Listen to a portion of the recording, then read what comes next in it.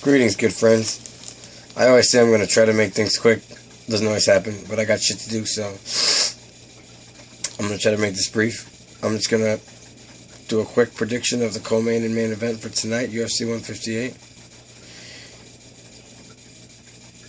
I think that Johnny Hendricks is going to lose, and I think that what Condit's going to do is basically, because Johnny Hendricks wins a lot. He's got a very impressive record.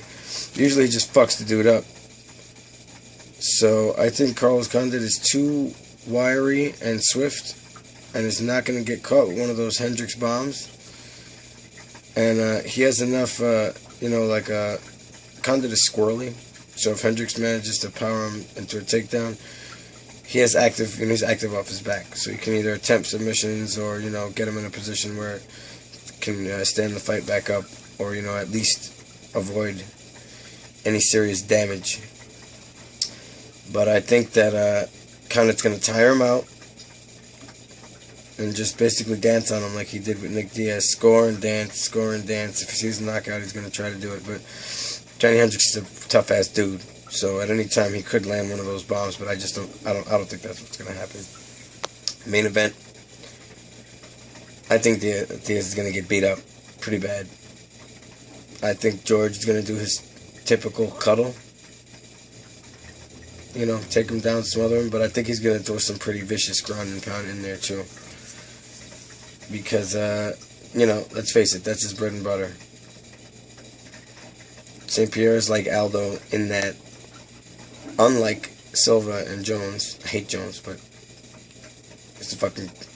he's an unstoppable force right now. But GSP and Aldo both got the title with these spectacular finishes and submissions and knockouts and beatdowns, and now they just grip on and survive. Well, Aldo more survived, like the Hominick fight, the Edgar fight. Chad Mendes, he was getting worn out, and then he caught him with that flash knee. That was impressive, but that was Mendes being a dumbass and staring at the floor right at a fucking, soccer player's knee. Anyway, GSP's bread and butter has been to cuddle him down, lay him down, hold him down, beat him up a little bit. If they can't box, just jab his eye hole into an asshole, like he did to Koscheck and Shields. Diaz is a good boxer, got the range, so GSP's probably going to take him down and abuse him some. I really don't see how, unless he pulls a flash submission, I don't see how Nate Diaz is winning this fight. I don't. And the thing that aggravates me the most is that, Nate Diaz has been the topic of a number of my videos. And, I kind of sided with him in the beginning. Even the video I said where he was an idiot, that wasn't against him. That was just, you're a damn good fighter, you're talented, gifted. Not just I practiced hard, because he does practice, but, he's born talented to fight. It shows. But he's a fucking idiot. And he's only proving it now. I call him a flat-out fucking moron, because he just said that, I'm not sure if I'm going to pass the fucking post-fight drug test. So what are you doing? What are you doing? Why are you even there? And all the some fucking real idiots of the Nick Diaz fans come with all these excuses. Yeah, he just wants to fight. He's a fighter. It's okay to smoke weed. Yeah, it is. Sure. Guess what? I'll admit to you right now. Marijuana's pretty great. I miss it. But I have family. I have bills to pay. If you want a real job, unless you're lucky enough to stumble, some people have these corporate jobs or whatever, and they still smoke their weed or sniff their stuff or, do whatever, vice they have. But, I have a real job. The majority of real jobs involve paying in a cup, either periodically or randomly, and I can't risk that. So, it's called self-control. And people say, oh, he has anxiety. Okay, so he said he stopped smoking like 8 days out or 11 days out or something like that from the fight. At the weigh-ins, you mean to tell me a guy with anxiety would come out flexing and pumping his fist and strip down to some little fucking fruity-looking, revealing-ass Calvin Klein fucking underwear and fucking flex on people and then talking to a microphone in front of a group of thousands of people and fucking millions worldwide, maybe 1 billion.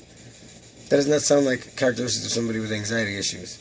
It sounds like somebody who's full of shit, got a bullshit prescription to fucking smoke weed legally, and is trying to get off on it. That's bullshit. I thought he was better than that. And whether he loses this fight or not, which I see him losing, his fans are still going to talk shit and defend him because,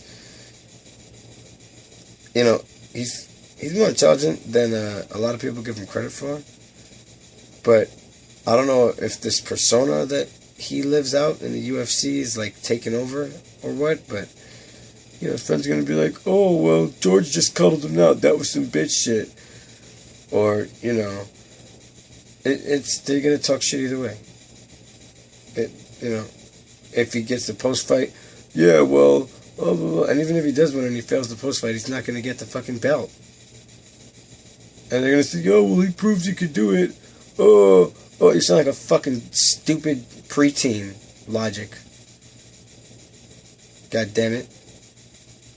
Grow up. Have some fucking sense. Nick Diaz could easily be, you know, the champ or remain at high contingency for years, but guess what? If he fails this fucking piss test, he's probably going to get cut. If he loses this fight, he just might get cut. Because Dana White's absolutely sick of him. The only reason he keeps him around is because Dana White is now fucking Vince McMahon, and Nick Diaz stirs up shit like you wouldn't believe. Because honestly, I think Johnny Hendricks deserves a title shot more to begin with in the first place. But all that yabbity-yah-yah talking, just like Chael Sonnen probably didn't deserve to fight the fucking 205-pound champ when Lyoto and when Hendo was #1 contender, and then Lyoto was supposed to be the next contender. And Hendo got his contendership taken over an injury, which is bullshit because Rashad kept his contendership for a fucking year with a knee injury. And Lyoto because he wanted more than fucking 3 or 4 weeks to train to fight fucking Juggernaut Jones again. So, you know, it's a fucked up situation. But let me, you know, I'm getting off topic. Tonight, I think we're going to see GSP momentarily silence the Nick Diaz fans until they come up with all their excuses and, you know, it was a bullshit decision and if you didn't cuddle him down, he would have got knocked out. But I rarely side with GSP because I don't like his fighting style. I rarely side with Aldo for the same reason. You know, Anderson Silva and Jones will just beat the fucking shit out of you in a fancy way. And, like, Silva will make a spectacle of it. He, like, has fun just destroying people. But, you know, GSP, I'm on your side today. I've not been impressed by your performances in the past, like, 8 fights. But, you know, maybe Nick Diaz really did piss him off, and we'll see old GSP, because I liked old GSP. Fucking beating the shit out of Matt Serra and choking, submitting Matt Hughes with that crazy rolling armbar. That's the GSP I like, and I hope to see him again this evening. Effing Terrence. See you later.